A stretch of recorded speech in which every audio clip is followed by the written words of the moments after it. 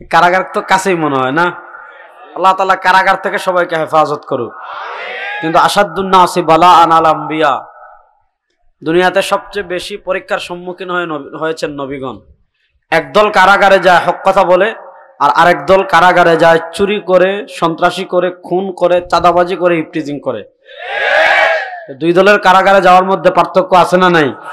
এর পার্থক্য হলো আলেমরা কারাগারে গেলে যখন তাদেরকে আদালতে তোলা হয় মানুষ সালাম দে, সেলুট দে, আর তাদেরকে মানুষ পচা ডিম মারে, জুতা মারে। সুতরাং আমরা কি কারাগারে ডরাই? আমি একটা হাদিস দিয়ে আজকের আলোচনা শুরু করব। আজকে আমি নির্দিষ্ট একটা টপিকের উপর আলোকপাত করব, ডানে বামে যাব। এজন্য আপনারা থাকবেন তো মনোযোগ দিয়ে আমার সাথে ইনশাআল্লাহ। ইমাম নিশাপুরী রাহিমাহুল্লাহ আল মুস্তাদরাক আলা সহিহাইনে হাদিস এনেছেন। আল্লাহ নবী সাল্লাল্লাহু আলাইহি ওয়াসাল্লাম বলেন, ইন্না লিল্লাহি সারায়া মিনাল মালাইকা, আল্লাহ রাব্বুল আলামিন দুনিয়াতে একদল ফেরেশতা নিযুক্ত করে রেখেছেন।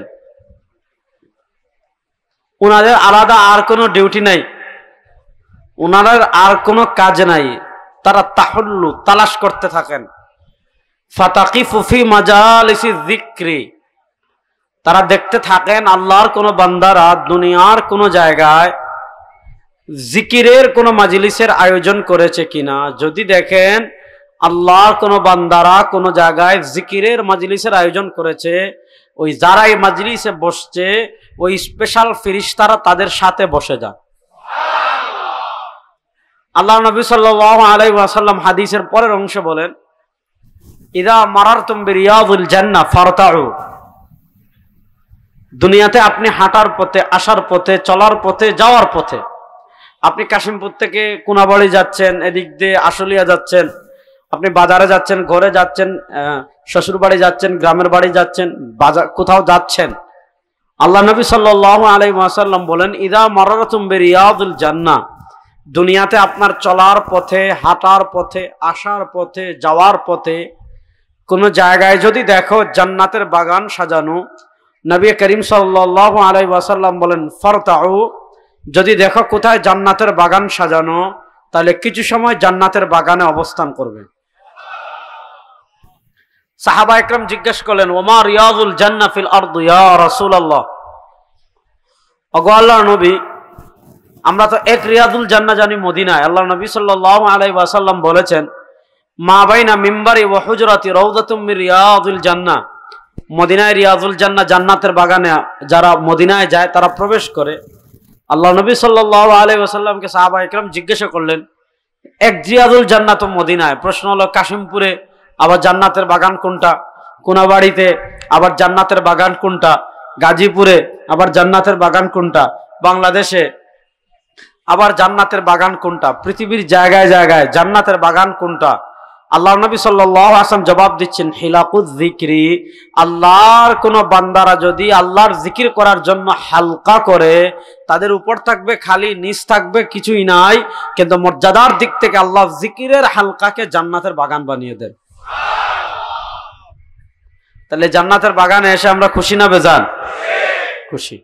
আসেন আমরা মূল আলোচনার দিকে যাই। দুনিয়াতে আমাদের পরিচয় আমরা বিশ্বাসী, আরেক দল দুনিয়াতে আছে যাদের পরিচয় তারা অবিশ্বাসী। আমাদের পরিচয় আমরা মুসলিম, আর আরেক দলের পরিচয় মুশরিক। আছে না নাই? জোরে বলেন, আছে না নাই? আচ্ছা, কথা ভালো করে বুঝেন। আমাদের কারো কপালে কারো পরিচয় লেখা নাই। আমার কপালে লেখা নাই মুসলিম, নাই। আবার হিন্দুর কপালে লেখা নাই হিন্দু, বৌদ্ধর কপালে লেখা নাই বৌদ্ধ। সৃষ্টিগতভাবে দেখতে সব মানুষ সমান। আমার ধরতে হাত লাগে, তাদেরও লাগে। আমার খেতে মুখ লাগে, তাদেরও লাগে। আমার দেখতে চোখ লাগে, তাদেরও লাগে। আমার হাঁটতে পা লাগে, তাদেরও লাগে। আমার খিদে লাগে, তাদেরও লাগে। আমার জৈবিক চাহিদা পূর্ণ করতে হয়, তাদেরও করতে হয়। আমার প্রাকৃতিক প্রয়োজন পূর্ণ করতে হয়, তাদেরও করতে হয়। আমার হাসি কান্না আছে, তাদেরও আছে। আমার দুঃখ আছে, তাদেরও আছে। দেখতে তো সবই সমান। প্রশ্ন হলো পরিচয়ের ভিন্নতা কেন হলো? যে অমুক মুসলিম, অমুক ইহুদি, অমুক খ্রিস্টান, অমুক নাস্তিক, অমুক মুরতাদ? উত্তর খুব সহজ, পরিচয়ের ভিন্নতা হলো বিশ্বাসের ভিন্নতার কারণে। এবার বুঝেন, যে বিশ্বাসের ভিন্নতার কারণে পরিচয়ের ভিন্নতা হয়ে গিয়েছে, ওই বিশ্বাসের গুরুত্ব আছে না নাই?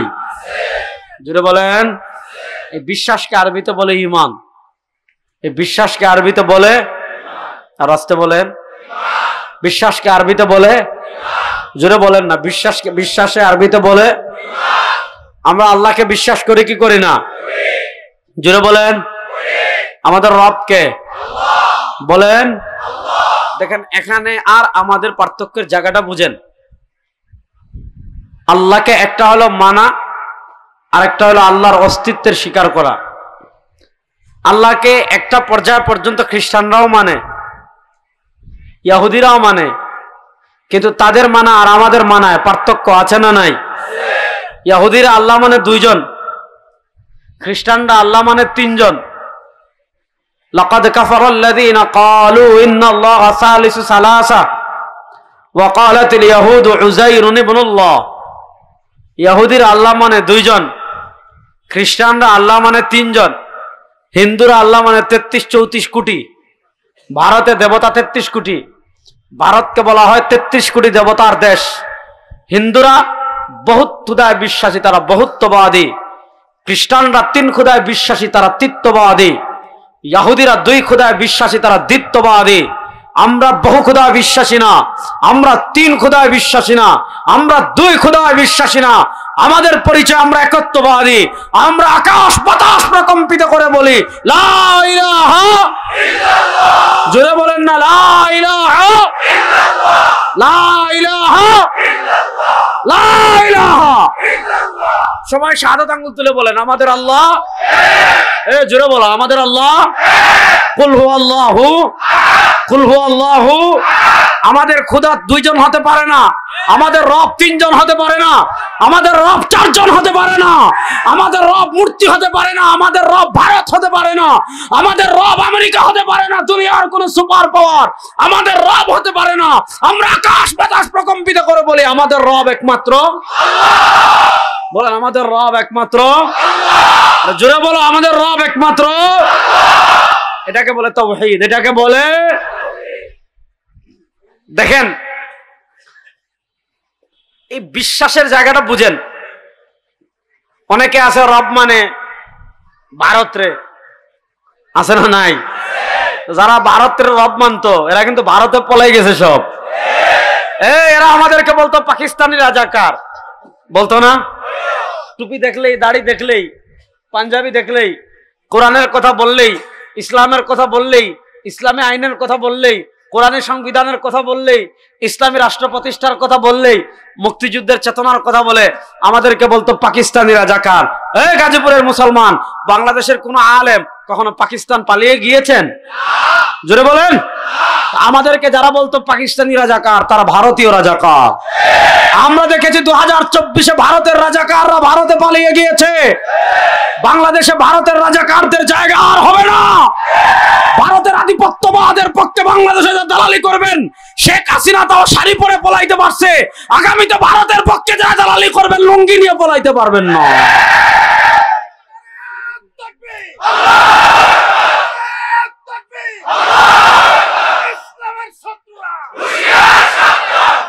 কথা ভালো করে বুঝেন।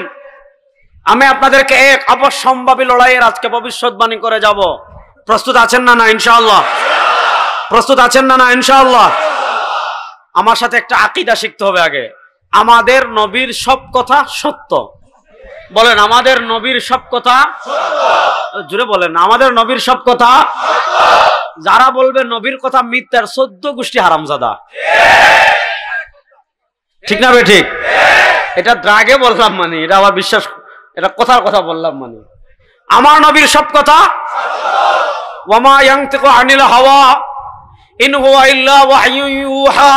আল্লাহ কোরআনে বলেন, আমার নবী নিজের কুপবৃত্তির অনুসরণ করে কোনো কথা বলেন না। আমার নবী সব কথা বলেন কার পক্ষ থেকে? বলেন না, কার পক্ষ থেকে?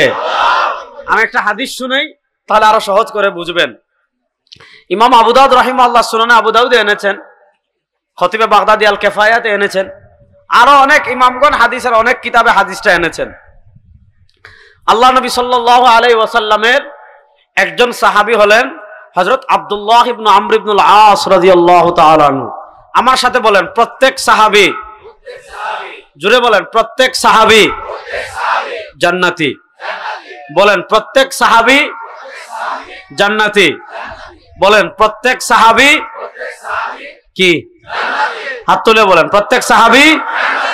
জোরে বলেন প্রত্যেক সাহাবী। আল্লাহর নবী সাল্লাল্লাহু আলাইহি ওয়াসাল্লামের একজন সাহাবী ছিলেন হযরত আব্দুল্লাহ ইবনে আমর ইবনে আল-আস রাদিয়াল্লাহু তাআলা আনহু। তিনি আল্লাহ নবী সাল্লাল্লাহু আলাইহি ওয়াসাল্লামের সাথে সব সময় থাকতেন। আল্লাহ নবী সাল্লাল্লাহু আলাইহি ওয়াসাল্লাম হেঁটে কথা বলছেন, আব্দুল্লাহ ইবনে আমর ইবনে আল-আস লিখে রাখতেন। দাঁড়িয়ে কথা বলছেন, লিখে রাখতেন। বসে কথা বলছেন, লিখে রাখতেন। রাগ করে কথা বলছেন, লিখে রাখতেন। মসজিদে কথা বলতেন, লিখে রাখতেন। বাজারে কথা বলতেন, লিখে রাখতেন। আল্লাহ নবী সাল্লাল্লাহু আলাইহি ওয়াসাল্লাম যখন যা বলতেন সব লিখে রাখতেন। কিছু মানুষ বলল, আতাকতুবু কুল্লা শাইইন ওয়ান নাবিয়্যু বাশারুন ইয়াতাকাল্লামু ফি হালাতির রিযা ওয়াল গাযব। ও আব্দুল্লাহ ইবনে আমর ইবনে আল-আস, তুমি আল্লাহ নবী সাল্লাল্লাহু আলাইহি ওয়াসাল্লামের সব কথা লিখে রাখছো। ওয়ান নাবিয়্যু বাশারুন, নবী তো একজন মানুষ। ইয়াতাকাল্লামু ফি হালাতির রিযা ওয়াল গাযব, তিনি কখনো রাগ করে কথা বলেন, তিনি কখনো সন্তুষ্ট চিত্তে কথা বলেন। শরিয়ার বিধান হলে তুমি লিখে রাখলা, শরিয়ার বিধান যদি না হয় তাহলে তুমি ওই কথা লিখে রাখার দরকার নাই। যখন আব্দুল্লাহ ইবনে আমর ইবনে আল-আস রাদিয়াল্লাহু তাআলা আনহু যখন আব্দুল্লাহ ইবনে আমর ইবনে আল-আস রাদিয়াল্লাহু তাআলা আনহু যখন আব্দুল্লাহ ইবনে আমর ইবনে আল-আস রাদিয়াল্লাহু তাআলা আনহুর কাছে মানুষ এই কথা বলেছে যে সব কথা কেন লিখো, আব্দুল্লাহ ইবনে আমর ইবনে আল-আস রাদিয়াল্লাহু তাআলা আনহু নবী করিম সাল্লাল্লাহু আলাইহি ওয়াসাল্লামের কাছে এসে বলেন, ইয়া রাসূলুল্লাহ ইন্নী আকতুবু কুল্লা শাইইন মা আসমাউ মিন। ইয়া রাসূলুল্লাহ সাল্লাল্লাহু আলাইহি ওয়াসাল্লাম, আপনি যা বলেন সব আমি লিখে রাখি।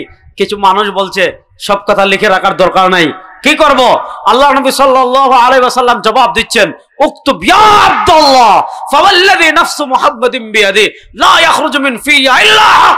ও আব্দুল্লাহ ইবনে আব্দুল আস, আমি যা বলি সব লিখে রাখবা। কেন?